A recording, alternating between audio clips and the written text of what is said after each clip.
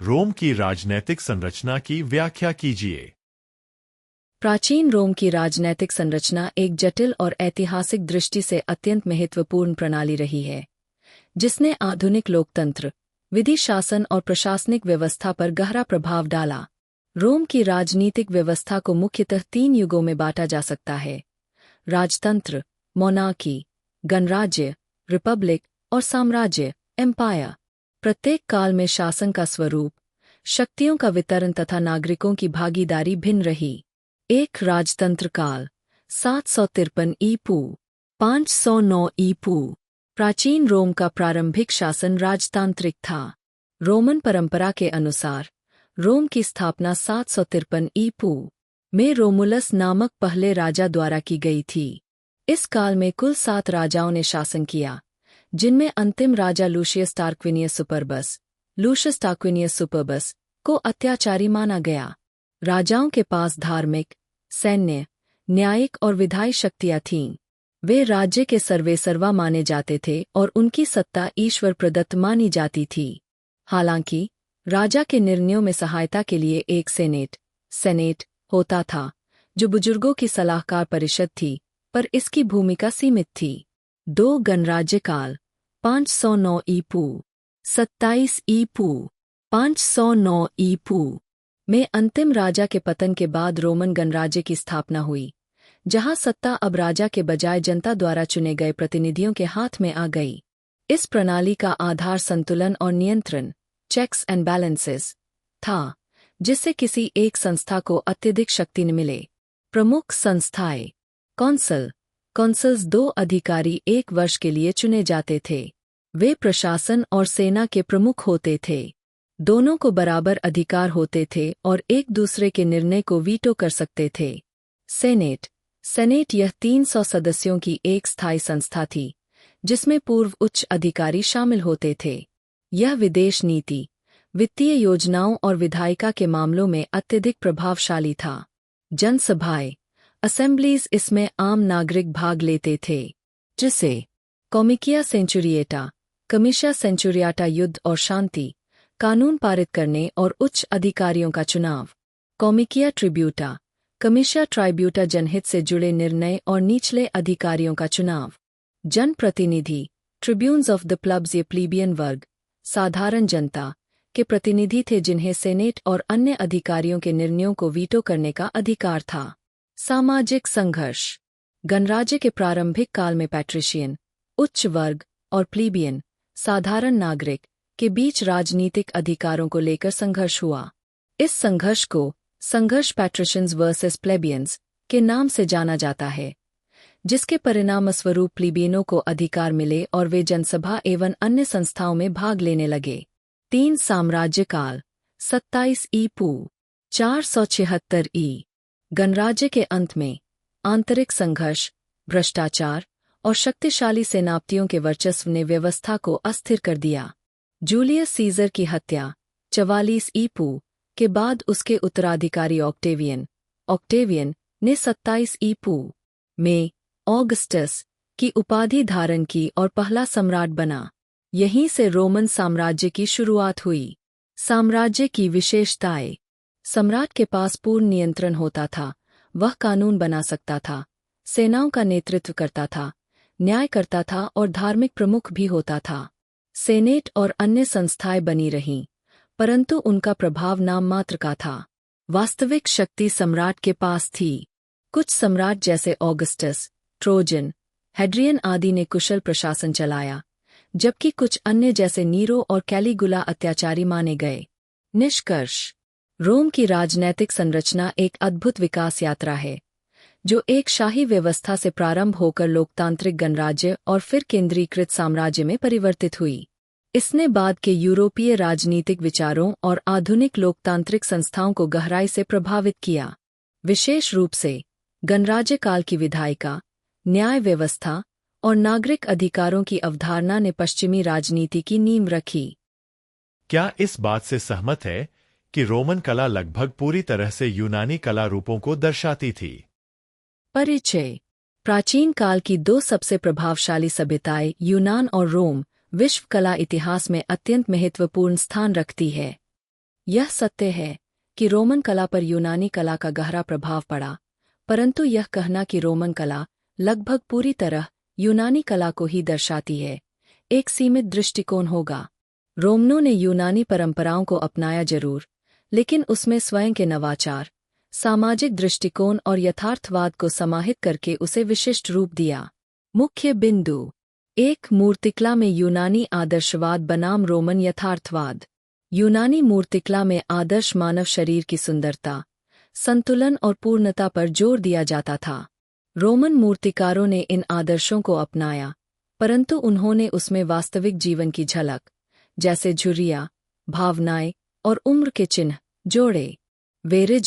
वेरिज्म नामक शैली रोमन मूर्तिकला की विशिष्ट पहचान बनी, जो यथार्थवादी चेहरे और व्यक्तित्व को दर्शाती थी। 2. वास्तुकला में तकनीकी नवाचार। यूनानी वास्तुकला स्तंभों, डोरिक, आयोनिक, कोरिंथियन पर आधारित थी और मंदिरों व सभाओं तक सीमित थी। रोमनों ने यूनानी स्तंभों का उपयोग तो किया, परंतु उन्होंने मेहराब, आँच, गुंबद, डोम और कंक्रीट का प्रयोग करके अधिक भव्य और उपयोगी संरचनाएं बनाईं।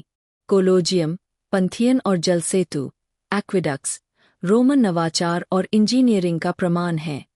3. चित्रकला और मोज़ेक में विविधता।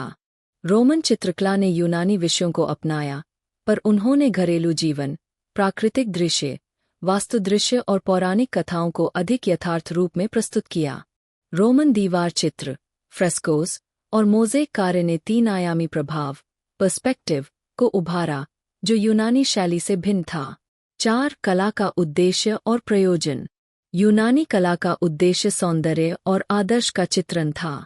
रोमन कला अधिक राजनीतिक, सामाजिक और व्यावहारिक उद्देश्यों के लिए प्रयुक्त हुई, जैसे शासकों की मूर्तियाँ, विजय स्मारक, सार्वजनिक भवन। कला के माध्यम से रोमनों ने सत्ता, गौरव और सामाजिक मूल्यों को प्रचारित किया। निष्कर्ष: यह कहना कि रोमन कला पूरी तरह यूनानी कला को दर्शाती थी, अधूरा सत्य है। रोमनों ने यूनानी कला से प्रेरणा लेकर उसे अपनी पहचान, तकनीक और सामाजिक उद्देश्यों से समृद्ध किया। रोमन कला यूनानी कला की नकल नहीं, बल्कि उसका परिवर्तनशील विकास है।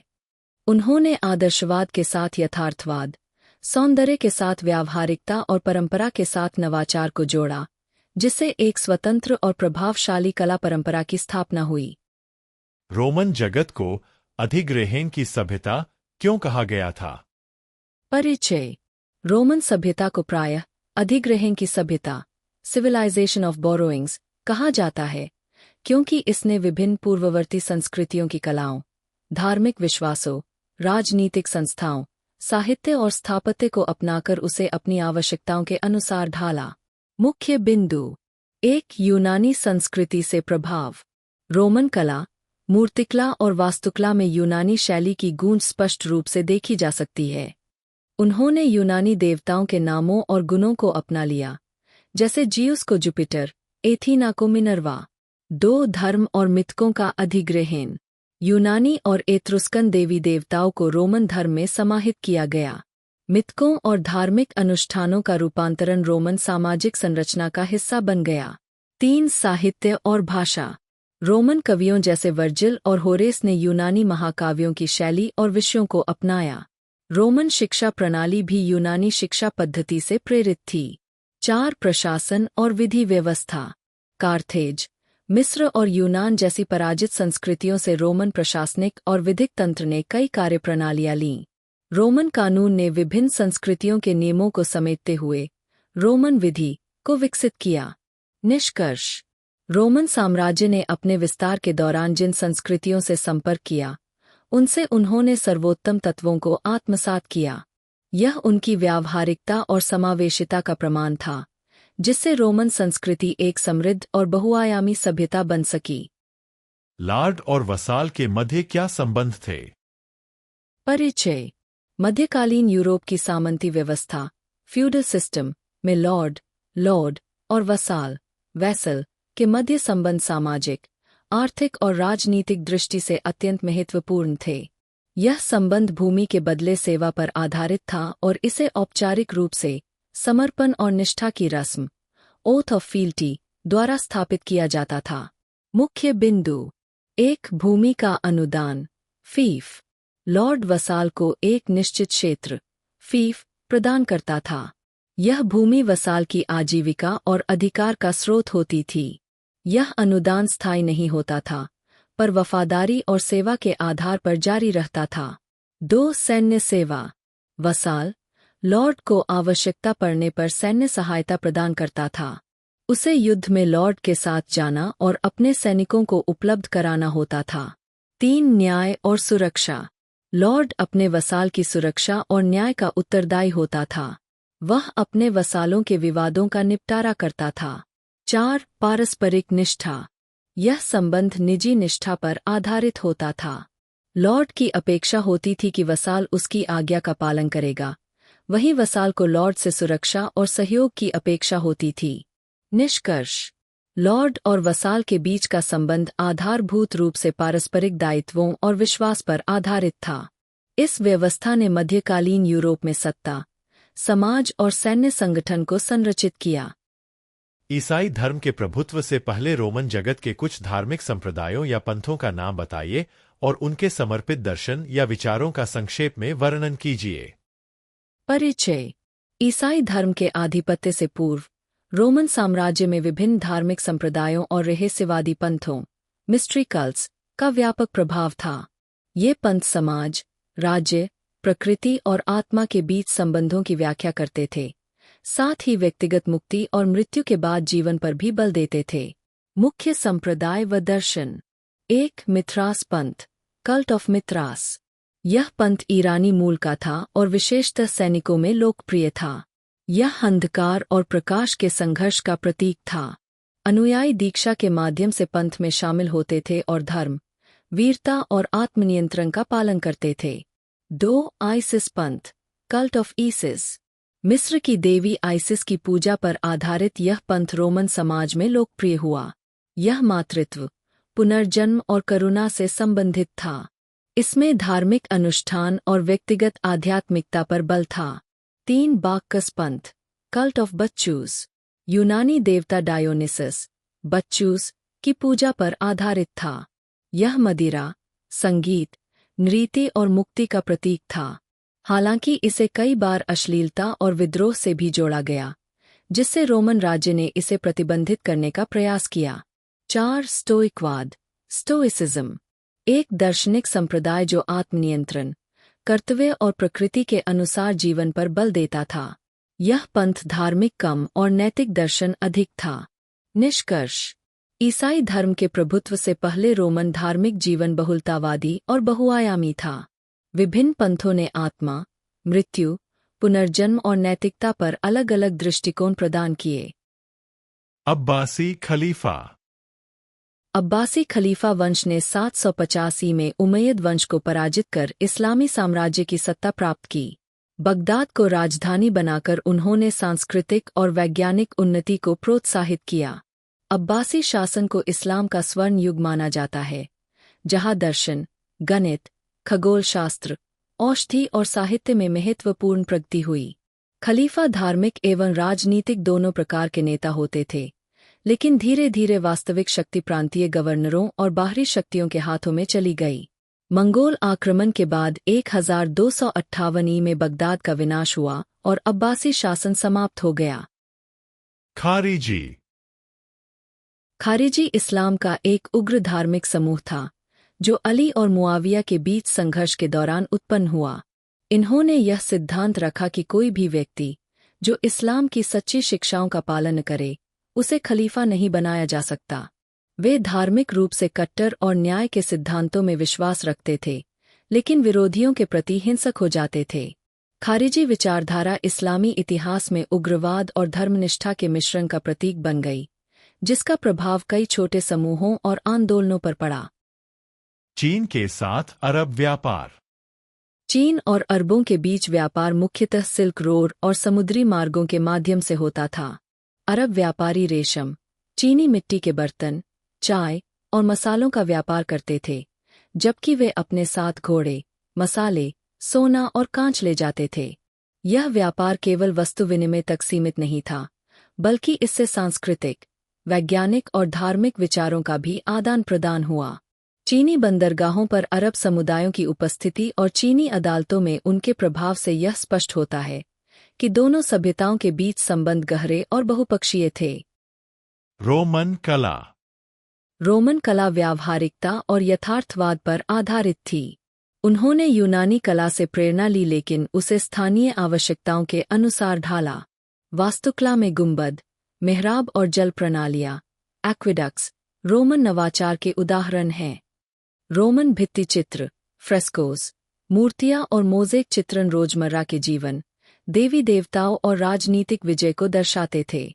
साम्राज्य के विस्तार के साथ रोमन कला ने विभिन्न सांस्कृतिक तत्वों को आत्मसात किया और विविधताओं से भरपूर बन गई। इसने यूरोपीय पुनर्जागरण पर भी गहरा प्रभाव डाला। इनका अर्थव्यवस्था। इंका सभ्यता की अर्थव्यवस्था कृषि आधारित थी, जिसमें आलू, मक्का और कूटू, क्विनोआ मुख्य फसलें थीं। वे आंद्रेस पर्वतों की ढलानों पर सीढ़ीदार खेती करते थे और सिंचाई प्रणाली विकसित की थी। व्यापार वस्तु विनिमय, बार्टर, पर आधारित था क्योंकि मुद्रा का प्रयोग नहीं होता था।